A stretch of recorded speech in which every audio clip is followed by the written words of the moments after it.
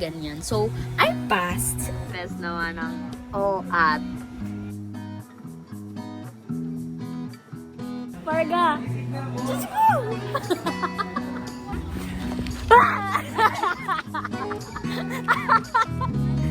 Umuwi ng gabi!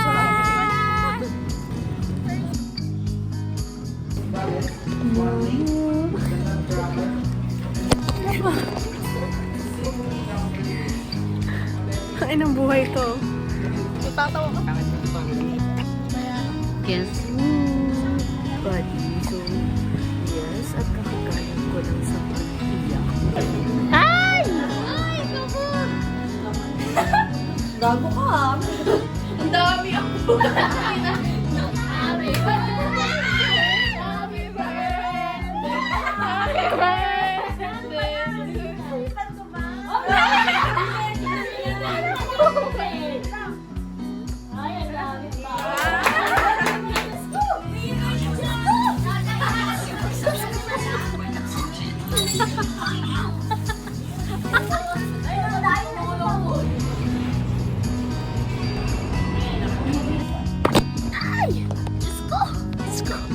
Oo, in. Kanina dumating na itong hairspray ko. So, ito is regalo ko kay Bill. Pero parang ako pa yung mas masaya no. Last time, like nung mga una, akong gumagawa. Pero tinuruan ko siya na pinagawa ko. Hi everybody! So today, may in-applyan kasi akong orgs, which is yung priority orgs ko talaga. Simula, pagpasok ko pa lang ng college, sabi ko, gusto ko talaga sumali sa orgs na yun. Kasi, choir ako before, and nagsabak mag-choir for BC and for things that didn't match. So, sumali ako ng Sinagtala, organizations working, doon pinapakita yung iba't ibang talent ng estudyante sa school namin. Singing, dancing, arts, tula, yung theater, ganyan. So, I passed. And, actually, ayaw ko talaga siyang ipaalam na, guys, sumali ako, ganun. Pero ako kasi representative, or parang ako lang yung sumali sa section namin. And nakapasok ako, sis. Nakapasok ako. So, today, ginawa ko ng mga classmate namin. May page kasi kami sa buong classroom. And gumawa sila na here! Ang nipes naman ng at Sinagtala qualifier. Ay, para namang, ay! Ganda ko dyan, no? Putang ina.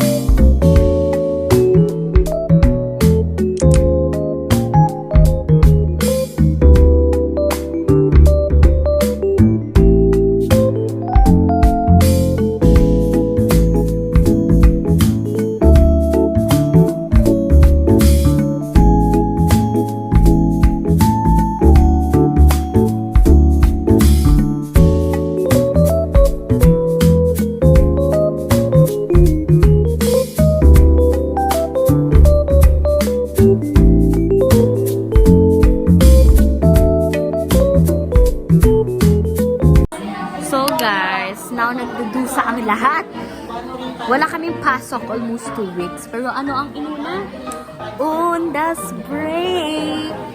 Ngayon, nagdudusa ang lahat sa math exam. Oh. Diyos ko! Diyos ko! Marga! Diyos ko! Ayun. Ako kasi nag-review na ako. Pero natulog ko 1 hour. Pero hindi ako napuyat dahil sa review. Napuyat ako dahil sa nag-iba ang body clock ng Merlot. So ayun, nagpapatulong kay Joshua kung paano niya nagagawa na matulog ng maaga. Kasi eto, hindi ko kaya. Halata naman, Diyos ko naman. Para, ang tulog niyan, alas 3. Gigising yun. Pero nangyari sa'yo, Ben, partida, papasok ka ng isang subject. Pagod na pagod, wala pa lecture. Grabe pa hawak nga. Ay, mali ata mahawakan ko. Let's go! Let's go! Kaya lagi ang may kape. Ayan o. One sip? Thank you, Lord. Tapos kanina na-open pa ako kasi yung ginanto pa siya. Hindi siya nagulat. Pero nung paglingon niya, tapos ako yung nandun sabi niya, ay, putang ina, tsaka siya nagulat. Nasagi lang ako. Nasagi lang ako. Masagi, ginanong ka? Ano yun? Sadya? Parang nga dyan, gano'n? Diyos ka talaga, Diyos ko. Hi everybody, so andito kami sa Mount Zion. 4 hours ang vacant namin, tapos ang tulog ko 1 hour lang. Pero okay lang, may sako naman kami, so nakaidlip ako kahit pa paano.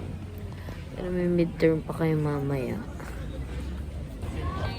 Napiyati sila, Julia.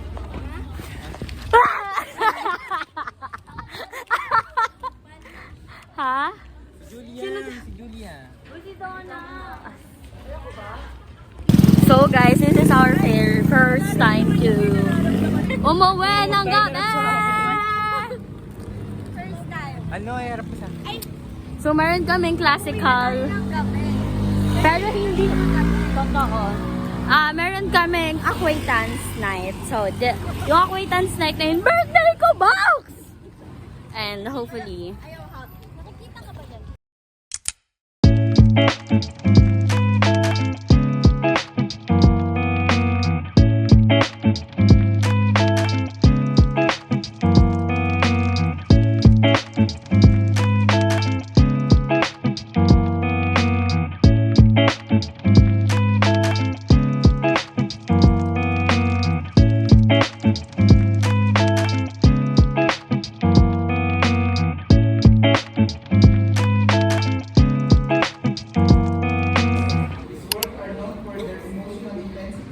Memorable melodies, and use of dramatic and colorful orchestration.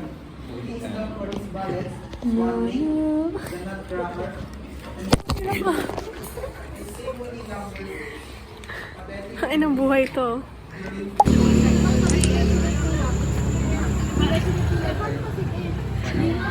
Ano importance ng marriage?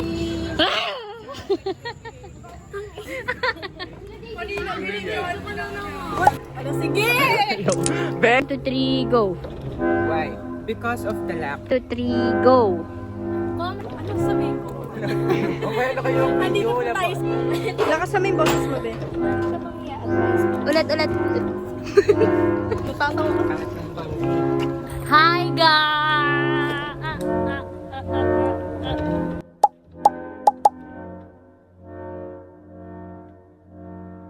Guess who? Parang ano ka naman dyan, be? Parang super nipis. Mama lang. Buddy, so yes, at kakagaling ko lang sa pag-iyak, no? Meter is down and I have time to live, I guess.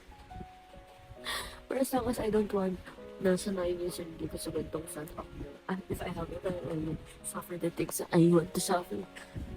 Anyway, just really wanted to share na nabanggit ko dito sa white ko na wala ang lola ko. Ano ba lola ko? So, today, yung birthday na yung lola ko na naman na kung saan doon talaga ako lumaki sa kanila. Tapos, just realize lang kasi sabi ko, pero lahat siguro ng suffer or problem na darating sa akin, kasi hindi isa may nagpasakit. Kasi nga, nung namatay naman si Lola kay Lola ko. Pero I just realize, whenever I feel heartbreaks from what around me, or disappointed, lagi akong mamakulong sa kanya. So, nagawag ako sa saving, so ako kukulit ako, kaya pupunta ako sa kanya. Nakatayo lang ako next. Tapos naiiyak na ako kasi nagsusumbong ako na ang hirap na nung mahalin. Kasi wala ka namang ginagawa. Pero, gano'n. Anong ginawa ka? Saan ka talaga uuwi? And, nag-realize na talaga ako sila. Wala na talaga siya. Parang nawalan din ako na kalahati ng buhay. Kasi sa kanya ko, nabibigay ng pag-aaral ko. Pandemic, sobrang grabe na. wala ko nakasino ko kaya ginawa ko itong ginawa ko sa bahay ko. Hindi mo talaga. So, naiwan kasi na sinaparap ka sa akin sa lahat. Hindi ginawa ko, ginagawa ko. Sinacrifice ko. Everything that I do is for you and for Mama. So, ayoko sa akin. Tatlong taon na lang, kaya ko to. Ano ba yan? Natablang ko talaga na isang business na corporate sa'yo. Siguro after 5 years, wala ko lang dito to. I cried. Oo yun. Itang daw ang realize ko. Okay to cry, guys. But it's really okay to cry. Okay? Yung pagkaitan yung sarili mo, hindi umiyak. No.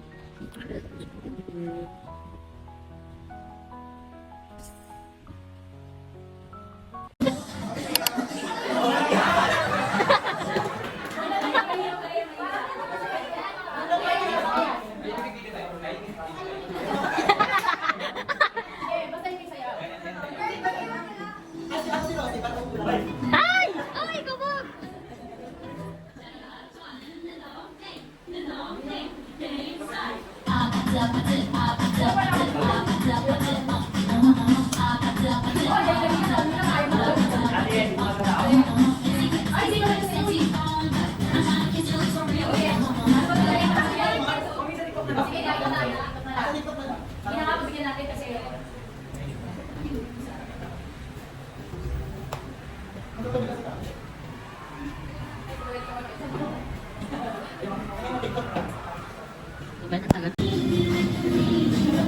Bias ko talaga si Alea. Jerry, ano na?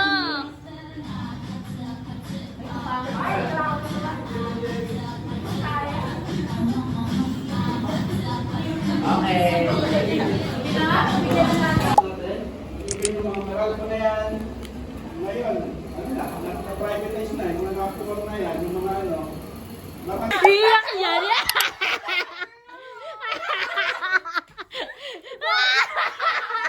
Iiyak ka, sabi ko sa'yo, iiyak eh. Ibaon mo ba yan? Galit ka pa ba? Ano pa yan? Naiyak na ako. Nakaiyak. Uy,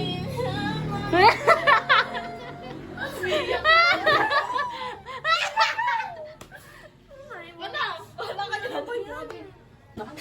Gago ka! Ang dami ako. Bakit ba? Gago, last 1, 2, 3, 4, 5, 6, 7, 8, 9, 10, 11, 12, 14 years old ka na, Bes. Alin ka? Yes. Yes. Hindi ko magsindi. Huwag na yung balik. Dapat ginanon nyo muna, tinanggal nyo muna yung unahan ng ano, yung kandila niya kasi ano, may basta, ano. Ayun na yan. Wala na, yung kandila, nasuluan na yung ano. Ewan ko, kung napuruan ano. Di maintindihan. Wala na, di na naiyak.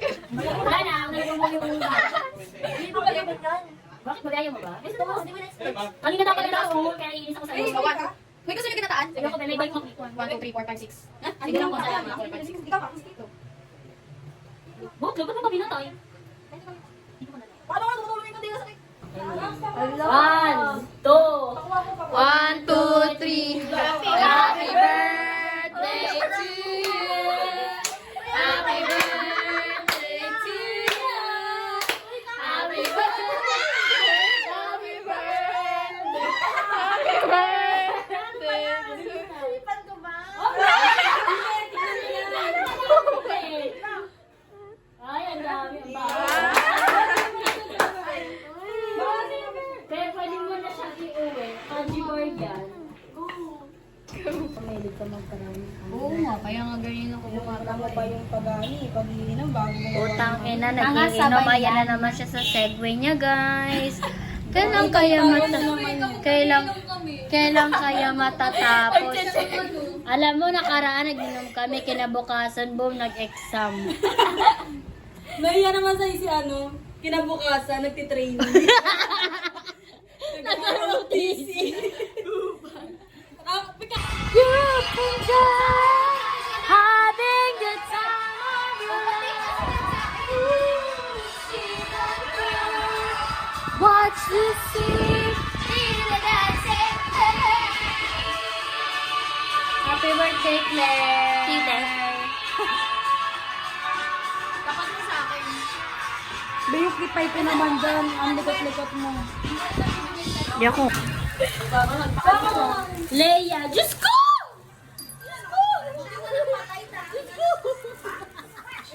Nabasag ko ni Stephanie. Ano sasabihin kay Stephanie? Putang ina mo, Stephanie!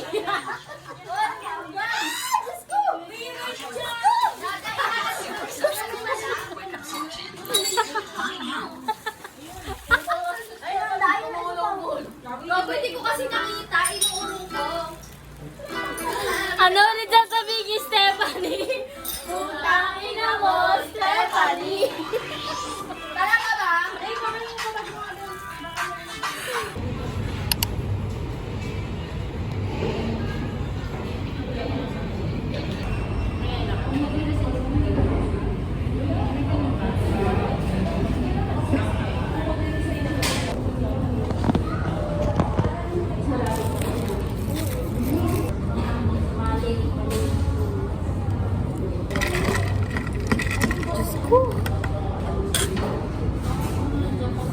Hi everybody! So today, kanina pumunta ako ng Montalban Town Center because for me time.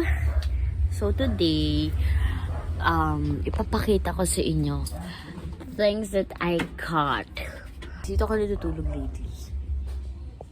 Ayoko yung feel ko. Ay! Diyos ko! Diyos ko! Oo, ino. Kanina dumating na tong hairspray ko. Tapos wala na rin ako moisturizer. So, bumili ako ng cleanser ko. This is the best for that ass. So, and wala na rin ako moisturizer when I'm putting my makeup. So, bumili ako nito from Ever Organic Kika or Sisa Skin Repair Serum. So, ang ginagamit ko talaga is from Lux Organic. Pero it costs 129. Tapos 100 ml lang. So, for a girl na gusto ko talagang mag-explore ng mga quality skincare, makeups, or body care, but affordable. So, I'm gonna try it. I hope it works on me kasi mura lang siya or i-makeup siya. Pero when I check online, this is 149. And oh my god, sabi ko, oh my god, parang nag-online na lang ako. Pero I enjoy ano naman, going there. And also, bumili din ako ng pencil pen. Kasi nag-i-study ako dito sa electrical bike work. Binili ko from TikTok shop and ito yung binili ko. And also, bumili din ako ng tape for my frame. Pero nakabit ko na siya kanina. So, ayun. Pumunta lang kami kanina sa school for HIV test. Sayang kasi, and I'm also part of one of the organizations na nag-handle doon. So, kailangan ko talaga umattend kasi officer din ako ng room namin. So, pala hindi na ako pumunta pa sana, hindi na ako nakagastos. Nagsisi. Bye. Hi everybody, so today, so, ito is regalo ko kay Claire, pero parang ako pa yung mas masaya no, kaysa sa kanya. Sobrang patay na patay siya sa anime na One Piece. Oh, mostly kay Luffy. So, pag nakikita niya talaga si Luffy everywhere, parang siyang nababaliw. Oo, ang weird. Parang ako pag nakakakita ako ng mga ganitong bagay, I'm really passionate about it, I really wanted to do it. Or yung basta yung, ako sa k-drama, parang ganun. Parang kung nakikita ko yung tao sa mga video YouTube, parang kung, siya, ganun na ganun siya pag nakikita niya si Luffy or yung One Piece. Mostly kasi, dinidikit yung mga One Piece or si Luffy sa jeep. So pag uuwi ka naman, we were senior high school, bakla, nakikita ko na sumisigaw talaga siya, nagugulit na ako sa parang, alis ay, bakla. Sabi niya, Luffy, ganyan. So, leche ka talaga ganun. Kasi parang, nasisya ko kasi public yun eh, pero I understand her naman na ganun talaga siya kabuhang. So, haraan, di ba niya?